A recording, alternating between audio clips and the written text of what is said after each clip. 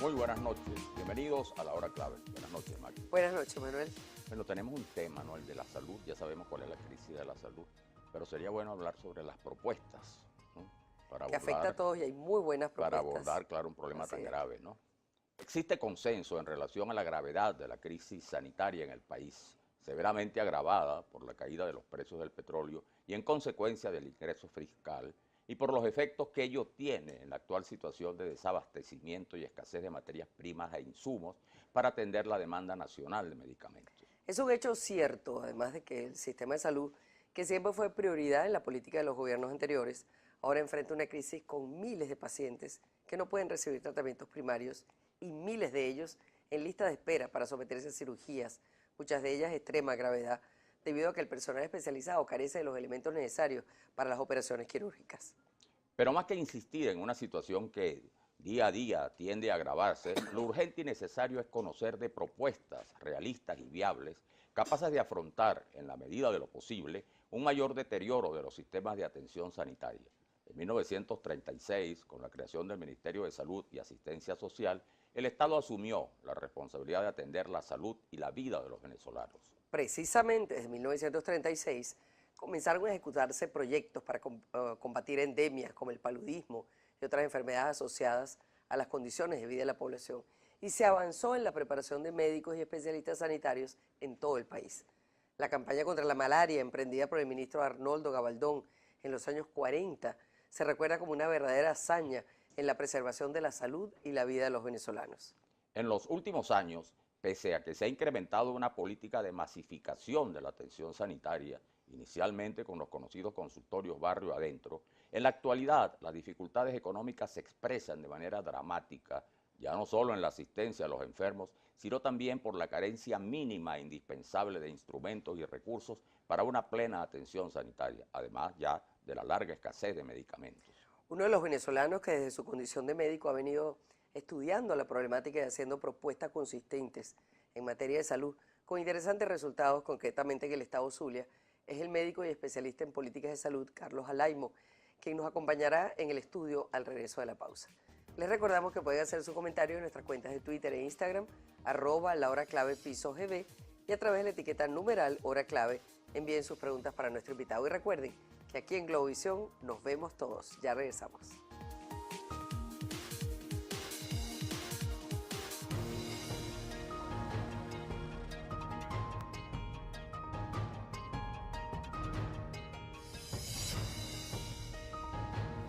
También sus preguntas a la etiqueta numeral hora clave. Bueno, y le damos la bienvenida a nuestro invitado, el doctor Carlos Alaimo, médico, especialista además, que ha profundizado mucho en el tema de la salud en Venezuela, la salud pública en Venezuela, y con experiencia también en el estado Zulia, donde él se desempeña con mucho éxito en estas experiencias, ¿no? En el Gracias a estado Zulia ustedes. tengo entendido que otros estados del país Sí, también. claro. Sí, Ustedes han Falcón, incursionado. Falcón y próximamente desde la capital de la República, Claro. que ya tenemos alguna experiencia. Ahora, Carlos, si hay un tema que interesa a todo el mundo y que además afecta a todo el mundo en este momento, porque nosotros pasamos de tener un sistema de salud que era modelo para muchos países, a tener en este momento una situación que todo el mundo conoce y que no hace falta volver sobre ella. Sí. Pero lo interesante sería, con vistas a vislumbrar algún tipo de solución o de salida a este problema, ¿qué se puede ir haciendo para de alguna forma ir remontando esta cuesta tan grande que es la Sí, salud en fíjate. Venezuela? En primer lugar, tenemos que darle importancia a una política sanitaria, una política de salud pública, que en Venezuela no la hay. Lamentablemente no la hay, y la mejor demostración de ello es que en estos 18 años del gobierno de Chávez y Maduro han pasado 12, 13 ministros de salud. ¿Qué significa eso? Que ninguno ha sido bueno, ninguno ha sido eficiente, porque lamentablemente el Ministerio de Salud... O en todo caso que no hay continuidad en la política, ¿no? Sí, Es pues que no hay eso política. afecta también No la hay política, continuidad. porque ¿por qué no hay política? En Venezuela desde los años 68, 69, se viene hablando del Sistema Nacional Único de Salud.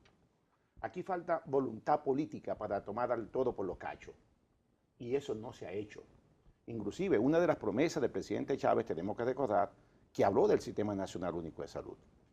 Aquí hay dos cosas importantes que hay que hacer en materia de salud y seguridad pública. En primer lugar, un Sistema Nacional Único de Salud con una política centralizada pero una descentralización no solamente para llegar hasta las gobernaciones, sino hasta los municipios y hasta las parroquias.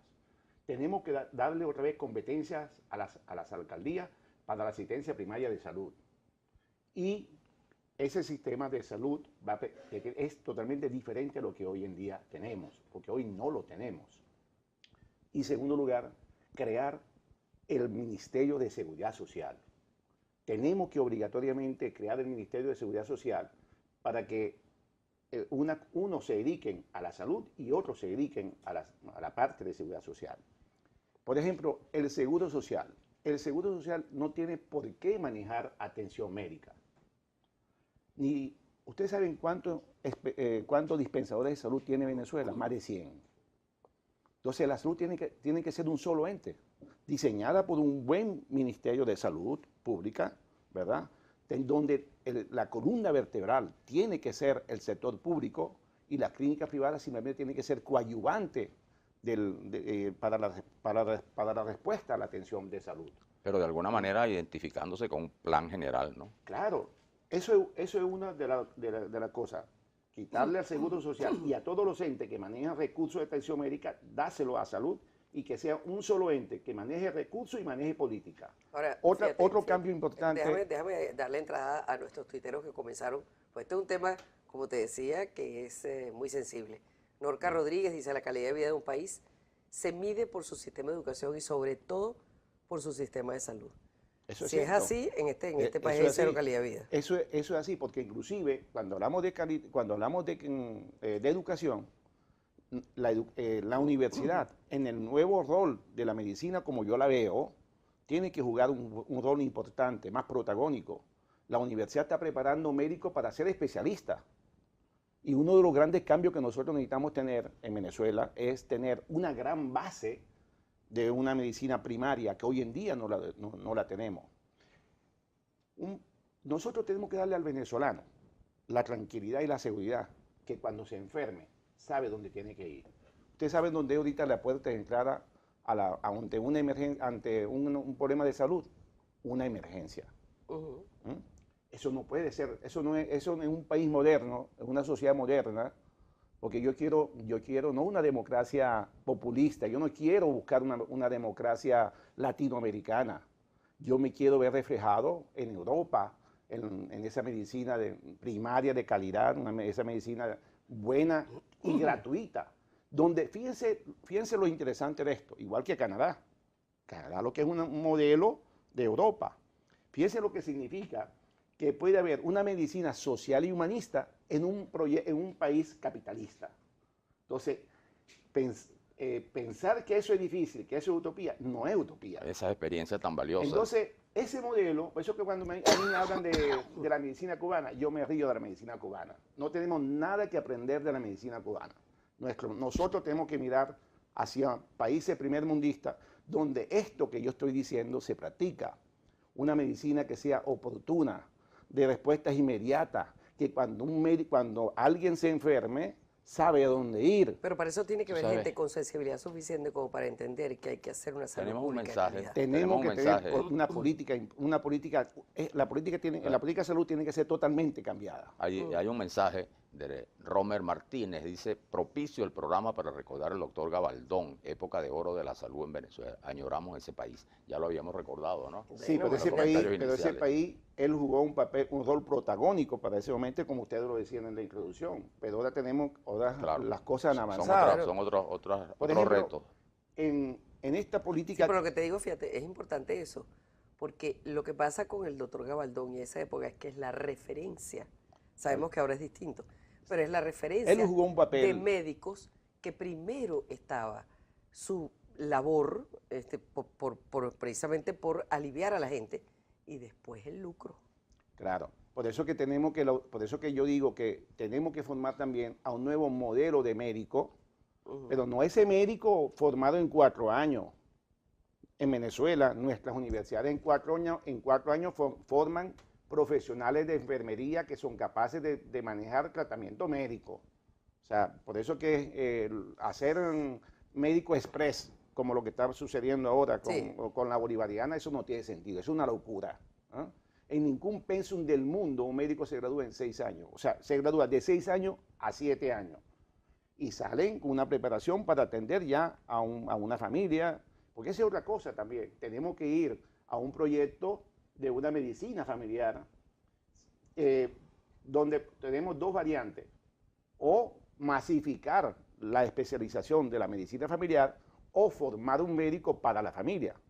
Esas dos tendencias las hay. En el mundo moderno las hay. Yo prefiero la segunda, formar a un médico más clínico que cuando salga de la universidad tenga el chip de que va a ser un médico de familia para atender a todos, y eso obligatoriamente obedece también a que tenemos que tener escuelas de medicina que se adecúen a ese pensum. Un médico más clínico, donde le demos otra vez valor al tensiómetro y al estetoscopio, sembrar a un médico por cada 1000 familias y darle la garantía de vida de que ahí no es un cargo de un año o de 2 años como hoy en día está pasando cuando hacen la rural o cuando hacen una pasantía. No, son cargos de por vida. Por eso que la pirámide incluso, ahorita la tenemos al revés. Ahorita tenemos menos médicos para la medicina primaria, más médicos para la medicina secundaria hospitalaria, y otro para el terciario, que es la superespecialidad. Y aquí tenemos a Jorge Sierra Gómez, que pone el acento en otro de los grandes problemas, y es la politiquería metida en la salud. Debe ser apolítica, dice él, para que realmente funcione. Observemos como ejemplo el modelo escandinavo. Es que son modelos de lo que yo vengo hablando. Por ejemplo, en un modelo como lo que estamos pensando, lo que yo siempre vengo soñando, yo tengo un sueño y algún día Venezuela lo debe tener. Ante la puerta de un hospital, público o privado, todos somos iguales. Esa máxima nosotros en Venezuela tenemos todas las condiciones para poderlo hacer. Claro que sí. Ahora, ¿qué es lo que atenta contra eso? Primero, tenemos que formar médicos para esta medicina primaria. Segundo, tener la voluntad de hacer, el Sistema Nacional Único de Salud. Tercero, y esto es bueno que también se diga, las universidades tienen que jugar un rol importante en esto, cosa que no se está haciendo. Y lo otro, crear todas las bases para que de una u otra manera tener un sistema de seguridad social, porque si no tenemos un buen sistema de seguridad social, el paciente se va a enfermar. Bueno, fíjate tú aquí tenemos un mensaje, tenemos uno interesante. De Bolívar Divisa, dice: en Venezuela no se están usando los recursos humanos para aplicar la medicina rural por usar médicos cubanos. Y tenemos a Luis de Jaworski, que dice: el sistema de salud es el reflejo de la mala fe de los gobernantes. No hay tratamiento ni antes ni después de ingresar. Y Eduardo Díaz dice: hola, buenas noches, excelente programa. No hay inhaladores para el asma, increíble, ni en Burundi. Ni en Burundi. Falta el 85% de lo que nosotros necesitamos para la atención de salud. Algo que está provocando la crisis ahorita, además de la falta de un programa único nacional de salud, es el presupuesto que nosotros tenemos. Estamos destinando solo el 5.5% del presupuesto nacional. Eso es uno de los peores del mundo. O sea, un presupuesto de salud tiene que estar alrededor de 12, 14%, pero bien administrado y centralizado los recursos. Entonces, tenemos un 5.5 del presupuesto nacional, ¿verdad? Pero manejado por 100 dispensadores de salud. Entonces, y tenemos una población desorientada, porque no le estamos dando a un médico que sea la puerta de entrada al sistema de salud cuando la persona está enferma. Entonces, porque de pronto vemos en zonas populares, vemos a un CDI, pero también vemos un ambulatorio y la gente no sabe dónde ir, ¿no? Los CDI tienen que estar integrados dentro de un sistema primario de salud. Si no es una multiplicación, ¿no? Bueno, fíjate lo que dice. Eso es dispersión de recursos. Claro. Eso es minimizar efectos, resultados. Eso es burocracia, además. Fíjate lo que dice Emperatriz Rodríguez. Buenas noches. El mismo personal de salud no cuenta con ningún sistema de seguridad social. No contamos con seguros de ningún tipo, porque en este momento son absolutamente inoperantes. Es que si nosotros vamos, cuando yo hablo de un sistema, cuando yo hablo de un ministerio de seguridad social, ¿qué significa un solo ministerio de seguridad social? Aquí hay gente que recibe beneficios sociales, 6, 7 misiones, ¿no? Entonces hay 6, 7 entidades que manejan 6, 7 misiones. No, todo el presupuesto destinado para ese tipo de beneficios de seguridad social tiene que estar manejado por un solo ente, por un solo ente. Y esa sola entidad debe ser capaz, o sea, en vez de una familia recibir 7, 8 beneficios de diferentes cosas, con uno solo es suficiente. Y además, el Estado empieza a conocer de verdad a su gente. Y eso no se está haciendo. Fíjense el Seguro Social, dentro de ese análisis, ¿qué fue lo que faltó? El Seguro Social, yo muchas veces hablo con los sindicalistas, digo, estúdiense la ley del Seguro Social. La ley del Seguro Social obliga a la institución a darle atención médica integral. Y cuando hablo de integral, estoy hablando desde una simple medicina para una gripe hasta la más alta complejidad quirúrgica o médica o diagnóstica. Y si el Seguro Social no la da en su localidad porque no tiene los recursos. Para hacerlo el hospital o el ambulatorio, se lo envía al hospital más cercano o se lo envía a una clínica privada por convenio. Y eso que yo estoy diciendo, eso sucedió en los 60, en los 70, en los 80 y en los 90. Y hoy en día, con un petróleo a 40, eso no se está haciendo. Entonces el problema no es que el petróleo se fue a 40, porque cuando teníamos un petróleo a 10, el Seguro Social estaba funcionando, incluyendo ahora las complejidades. Claro. Ahora, tengo que decir algo. Ok, tienes medio minuto. Ya se nos acabó el tiempo. Bueno, yo de verdad, yo sueño con que este país, en algún momento, los políticos se acuerden de la salud. Porque nadie en los últimos 50 años le ha dado el valor que la salud tiene. Y para eso se deben de tomar decisiones políticas que no puede ser aislada. O sea, no es un alcalde, no es un gobernador, no, es la voluntad política de un proyecto de país donde la presidencia de la República, rompiendo todos los intereses que pueden haber en muchos manejos de intereses manejando un presupuesto, sea capaz de decirle no, esto es lo que se debe de hacer, eso es lo que es y ese es el deber ser. Ojalá eso pase y un día vamos a tener ese sueño que lo podemos construir entre todos, que ante la puerta de un hospital o de hospital público-privado, todos seamos iguales. Tu palabra allá adelante, como dicen los llaneros. Gracias. Gracias, Carlos. Vamos a hacer la pausa Carlos. y regresamos inmediatamente.